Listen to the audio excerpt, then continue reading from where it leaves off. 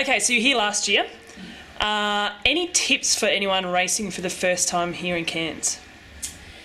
Well, after last year and the absolutely magnificent conditions we had, I would say number one tip, because most people that are coming here are coming from cooler conditions, is that you really need to stay hydrated. I know a lot of people suffered big time from the extreme heat last year, but as you can see, it might not be such an issue this year. It's been complete opposite to last year's conditions. Although they are saying on race day it is going to get up to a high of 28, so big thing, especially for people coming from down Tassie or Victoria way, is to make sure that you hydrate consistently and start early on from the bike, and maybe even think about taking salt tablets as well, because it'll definitely come back to haunt you in the run if you don't get it right from the beginning of the bike. Yep, and so as far as if it's going to be wet conditions, what sort of tyre pressure are you looking at? Will you change it just depending on the morning, or?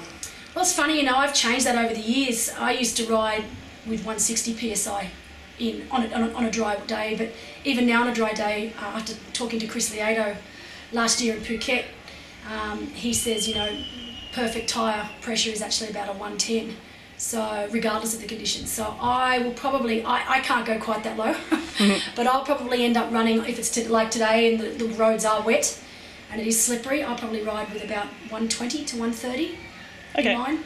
Whether it's just the women can pace off some of the top age groupers, or dare we say draft, what are your thoughts on the mass start? I think I've made it quite loudly known that I am not an advocate of the mass start.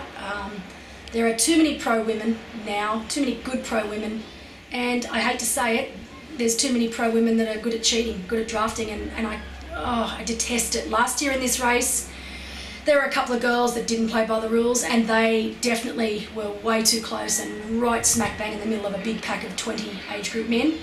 And I'm scared that the same thing's going to happen this year. So, I definitely don't like mass start. I think that the sport's big enough and professional enough now that, the pro men should go off, then the pro women should go off, and then we need a good 30-minute gap before we get the age group men go off. And especially in Australia, because age group men in Australia they're bloody good athletes. And the pro women, it's a massive advantage for us to have them come through and for us to pace off them and dare say, draft off them. And it's a 12-metre rule out there on Sunday, and 12 metres is a long way. If the TA officials, do police the drafting, it won't be an issue, but I'm yet to believe that's going to happen. A couple of weeks ago in Busselton, it was 12-metre policy, and they were brilliant. I've never come across draft buses in Australia for a long time that actually were quite strict about that 12-metre rule, and it was probably the cleanest race I've done in a long time in Australia. Ironman Melbourne was an absolute disgrace, and I hope that Sunday is not going to be a repeat of Melbourne, because really there was no policing of drafting in Melbourne as far as I could see.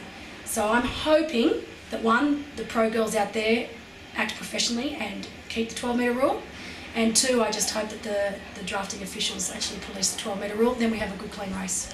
So with policing of the drafting rule, and I believe in Melbourne they had a lot of TA officials out there, but they were more giving warnings as opposed to actually busting them. And you know what? Maybe with the age groupers, and I'm not saying that age groupers should have separate rules to professionals, but at the end of the day, age groupers are doing this because it is their passion, it's their love for the sport. Maybe a good stern warning before they start giving out yellow cards. But for professionals, we do this for a living, all right? We absolutely, every single one of us on that start line knows what drafting is. We know how to play the rules. We know how to break the rules. So anyone that says they don't really know what they're doing, it's a load of garbage. Every single professional that's starting on Sunday, we live by these rules, so we know them inside out. So to me, there should be no leeway, no warnings. Maybe give us a couple of K to get ourselves sorted out on the road once we hit the main road, but after that, that's it. There's no warnings. If we are drafting, then we should get a penalty. End of story. You're over 40. Maybe one day you'll pull it back a bit. Whatever. We'll wait for that day to come. Yeah. But just recently, especially this year, there's a crop of around 40-year-old athletes who are absolutely smashing it. Look at Ironman Melbourne, Crowe and Cam Brown, amazing. Yeah. And then Natasha at Ironman South Africa, and the likes of Joe Lawn as well. Yep. Still out there you know, she's really well. one of the favourites for the 70.3 on the weekend. Definitely. How do you see the young girls, you know, getting up to you? Like, it's unreal. It's exciting, and it's Natasha Badman's a separate thing, because I thought the way that we all thought her career had ended, you know, in Hawaii when she had that nasty accident, and I don't think any of us really knew just how badly she was hurt. I mean, it was career-ending basically, and it's only because of the athlete that she is, because she is so unbelievably talented and so strong mentally. That's taken her years to get back. But that girl has to go down in history as one of the most amazing athletes in the world, because I think for 99.9% of us, that accident would have meant the end of our career. It would just be too hard to come back. I mean, she basically had to teach herself how to eat again. She couldn't even hold cutlery. That's how badly injured she was. And now she's back winning races and winning it with a smile on her face as usual. And, you know, of course, Chrissy Wellington is an amazing athlete, we all know that, but I think we've all forgotten that Natasha was dominating Hawaii just like Chrissy did back in the day. She was brilliant, and she was doing it with a smile on her face just like Chrissy does. And, you know, I'm just so happy to see that she's back out there doing amazing things again. Do I think she'll win Hawaii this year?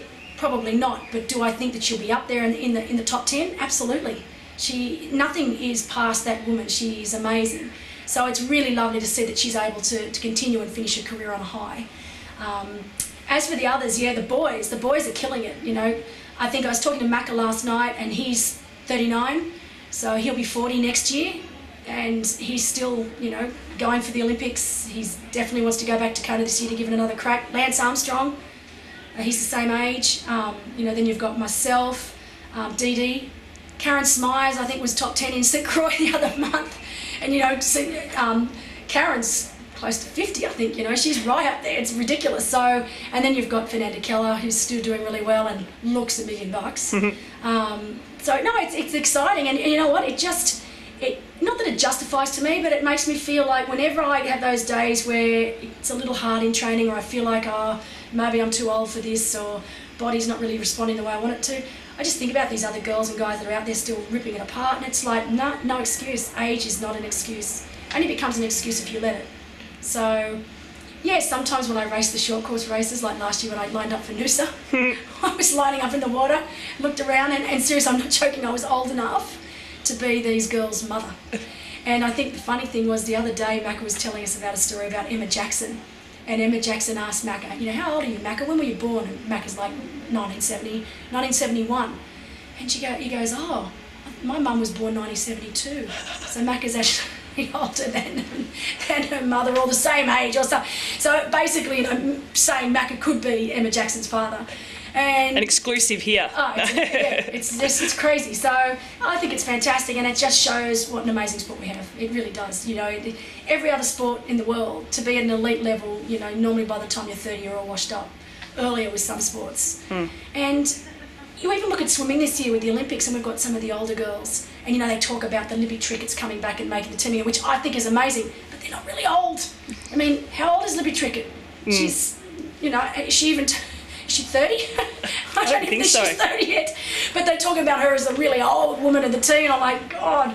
So, you know, I think that's something really special about our sport, and what separates our sport from every other sport in the world is that there is no limitations. You know, we have 15-year-olds doing well in the sport, and we have 40-year-olds doing well in the sport, and I think it's awesome. We can all be on the same start line together. It's cool. Brilliant.